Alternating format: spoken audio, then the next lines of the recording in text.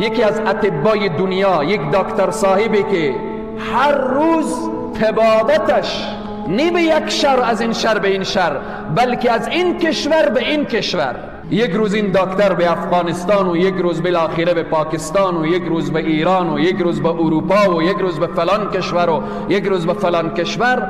این طبیب در حرکت هست، در مسیر راه داخل طیاره هست و بعداً هوا چنان ابر و بارانی و هوا چنان در رعد و برق قرار میگیره که در مسیر راه مثال بیان میکنم، مثلا مسیر طیاره از هرات کابل هست، هوا چنان به رعد و برق قرار میگیره که در مسیر راه در قندهار مثلا نشست میکنه، در میدان هوایی شندن نشست میکنه، در یکی از این میدان هایی که در مسیر راه هست. بعد طیاره می نشینه، میگن چنان آب و هوا خراب هست، وضعیت هوا خراب هست که تا 4 ساعت دیگر طیاره پرواز نمیکنه. بعد دکتر پرسان میکنه که من به فلان شهر میروم، چند ساعت راه به موتر هست؟ میگوین 2 ساعت راه میشه. میگه از این که من 4 ساعت را انتظار بکشم که پس به طیاره برم، 2 ساعت را به موتر طی میکنم. به موتر می نشینه، حرکت میکنه، در مسیر راه 1 ساعت میره، در یک دشت و بیابان قرار میگیره، چنان رعد و برق و باران فشار میاره که موتر هم میگرفته نمیتوانم.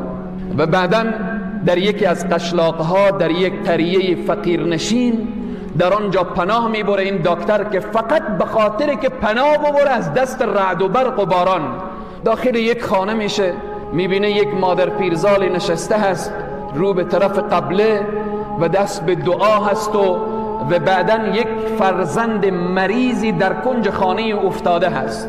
سلام مادر، حال شما خوبه؟ الحمدلله. و بعداً پرسان میکنه این طفل از کی هست؟ گفت این نواسه من هست، این فلان مریضی را داره.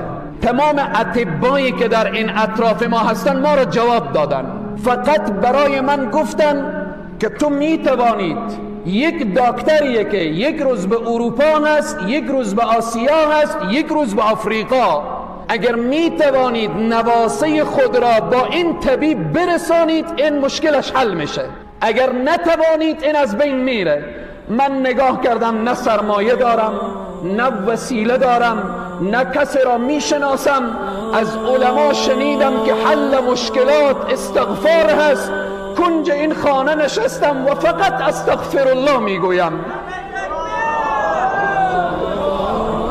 طبیب به گریه می شود که مادر استغفار را بس کن که زمین و آسمان و رعد و برق همه به فریاد آمدن. استغفار تو طیاره را از آسمان پایین کرد، استغفار تو موتر را به این دشت و بیابان ساکت کرد، استغفار تو همه بالاخره تقسیم اوقات ما را به هم زده. من همون طبیبم که در خدمت تو آمدم. عزیزان و بزرگواران، چرا الله را فراموش کردیم؟ چرا به دروازه الله در نمیزنیم؟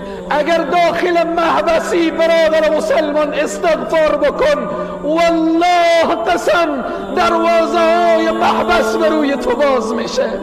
اگر در گوانتانامو قرار داری استغفار بکن، الله تو را از چنگال ظالمین نجات میده. اگر بیرون از زندانی قرضداری استغفار بکن، الله قرضداری تو را آسان میکنه.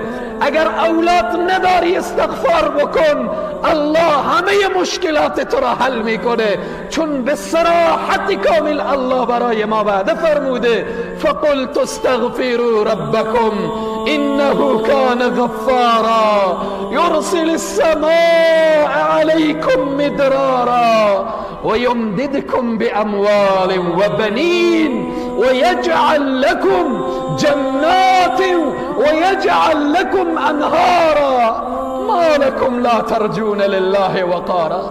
چی شده که رو گشتندید از الله؟ چی شده که پشت کردید به طرف الله؟ آیا الله بندگان خود را دوست نداره؟ اللهی که به استغفار یک پیرزن این رعد و برق را به وجود میاره، امروز همان الله که هیچ تغییری در ذات او نیامده و نمیآیه و نخواهد آمد.